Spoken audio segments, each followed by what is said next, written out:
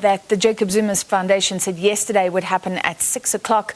There does seem to be some preparations around that in Nkandla. We'll take you there live when and if it happens. In the meantime, let's chat to our international, forgive me, our political editor, Mzwai, sorry, Mzondile Mbeje. Mzwai, so we were talking about political ramifications, so I don't know how I got that wrong this afternoon. But let's talk about those claims about the gathering, about the shots fired this morning. And something else happened too. There was this huge convoy of people going from Durban to Nkandla that was stopped by police. So a lot of questions. Where are police in all of this? Just explain how that played out. Well, Francis, I think one thing that has really been happening that many South Africans have been asking as well to say, a couple of days ago, the president of the country placed the country on level 4, basically saying no gathering is allowed. But they see that these gatherings are happening. And I guess the police have taken a deliberate approach to say, as much as they are aware that those people are breaking the law, but perhaps they don't want a confrontation. And I think given the emotions running high, you would assume that's probably what is informing them. But the fact of the matter, Francis, is that the lockdown regulations are being flouted. People are not wearing masks. People are even drinking in public. And clearly all these things are not really a good reflection of us now as a country, because it does, Francis, tend to portray a country which doesn't adhere to law and order. And the Zulu warriors, their attendance, we then saw Mangosuthu Buthelezi saying that was not authorized. So that's also happening on the side. I think what perhaps worried many people or made many people take note was the presence of the guy known as Mkilija, so who is the, I don't know how to put it in English, but he's Umkhuzi Wamabuto, so which means the main guy, the one who commandeers the regiments. So his presence there, remember he was always by the side of the late king. So his presence there, many people wanted to know, was this sanctioned by the king? But then we got to understand that everyone who was there in their individual capacity.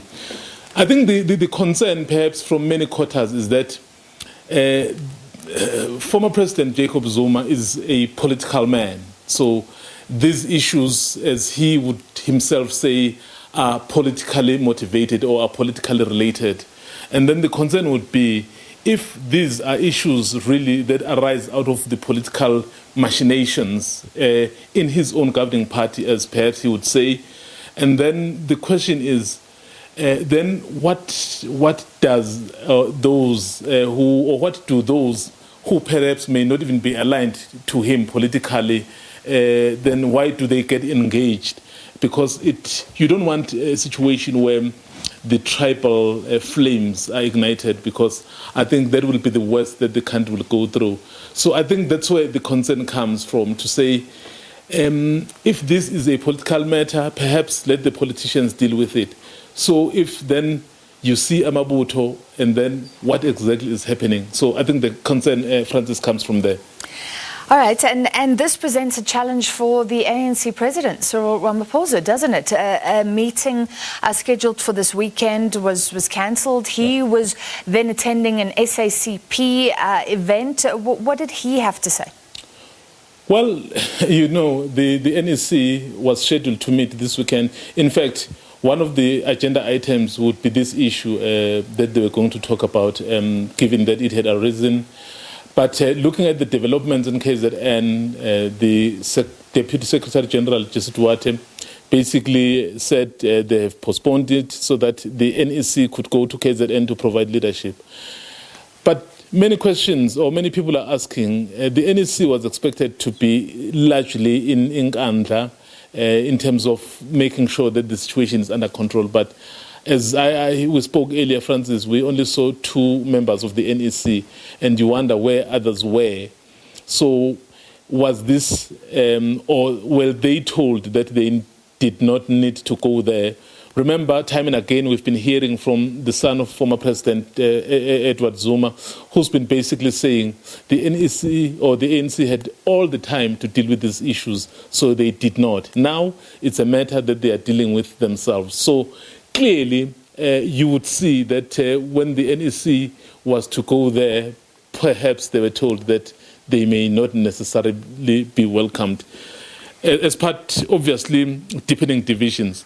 And if the NEC members who were supposed to be there couldn't be there, and someone who is supposedly, or someone who is suspended has been there even twice, even addressing the crowds, Francis, you can see the divisions in the ANC are getting entrenched day by day. Yeah, and Minister Lindiwe Sisulu did go, but not giving much information of how she was received, for example, and the other NEC members. So you've mentioned the suspended Secretary General, Ace Magashule, and you said earlier the gloves are off. He seems determined to defy the conditions of his suspension, that he shouldn't make political statements.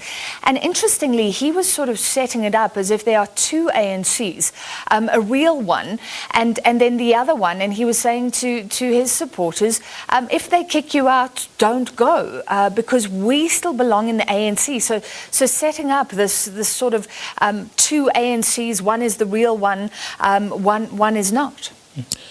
Well, Francis, you saw some of the placards there, basically by some of the supporters, saying something like, we will not be governed by apartheid spies. And you see a placard being carried by someone wearing an ANC T-shirt. You would assume that that person voted for the current administration. And when your own party governing, you are the one carrying the placard saying we will not be governed by apartheid spies. What are you telling us? So clearly, this tells us that now there is so much suspicion amongst themselves that they don't trust each other. And that's why perhaps you can even go back to when the new NEC was elected, when the suspended Secretary General went to Pietermaritzburg to say, comrades, it's a matter of 5 years, so you will get the ANC you deserve. So those things now you can be able to piece together and really locate the proper context to say, well, there are those who are pushing for what is called RET, Radical Economic Transformation, and then those who then are being labeled as white monopoly capital. So it will be very interesting, Francis, to see how the ANC will come out of this. And as I said earlier, it doesn't matter how we look at this. This is about 2022. It's about who will take over in 2022. So it's about the fight for the next conference right now. They are using these platforms. Given that there is a number of court cases coming, remember the very president or former president is back in court on the 19th in Pietermaritzburg. The very Secretary General, suspended Secretary General, is back in court, I think somewhere in August. So clearly, all those, they converge then to create a proper platform for those who feel the ANC under President Cyril Ramaphosa is not the right ANC. All right, so there's a political fight going on and many little legal battles going on as well.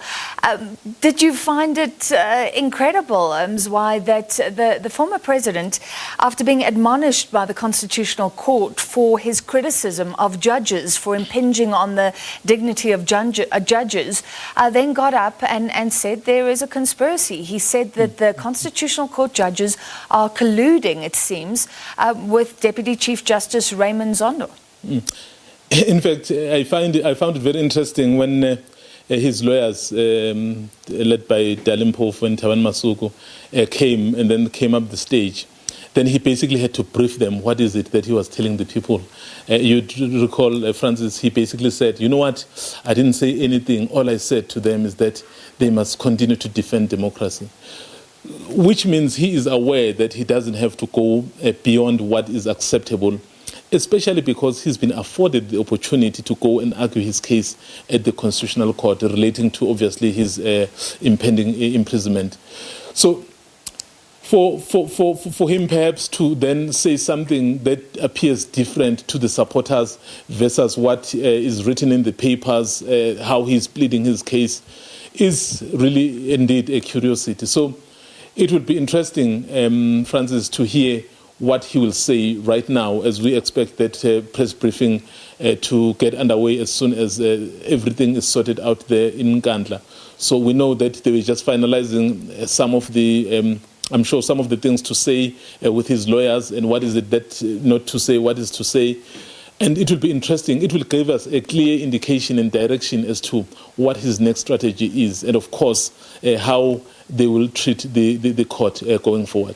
Yeah, because the courts are looking at his political statements. Thank you so much for that. Just looking back on the day in Nkandla, and we are still waiting for the former President Jacob Zuma to address the media. That is scheduled in Nkandla. We'll take you there live as soon as it happens.